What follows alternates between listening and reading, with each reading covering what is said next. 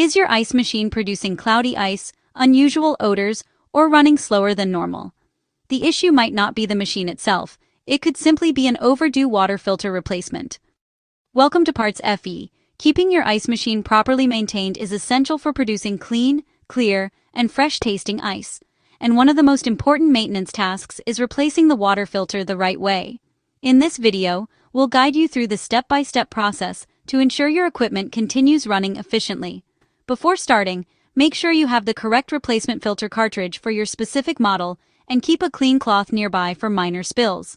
Begin by turning off the water supply connected to the ice machine to prevent water flow during the replacement. If your unit has a pressure relief button on the filter head, press it to release any built-up internal pressure. Next, firmly grasp the old filter cartridge and rotate it a quarter turn to the left. Once unlocked, pull it straight down and remove it completely. Inspect the old cartridge for debris and wipe the inside of the filter head with a clean cloth to ensure a secure fit for the new filter. Remove the sanitary cap from the new cartridge, align it properly with the filter head, and push it upward until it stops. Rotate it a quarter turn to the right until it locks securely into place. Slowly turn the water supply back on, and flush the system for about 5 minutes to clear carbon fines and trapped air. Finally, check all connections for leaks.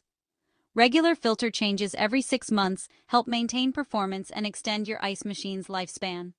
For trusted commercial kitchen equipment parts, visit PartsFE in the USA, UK, and Canada.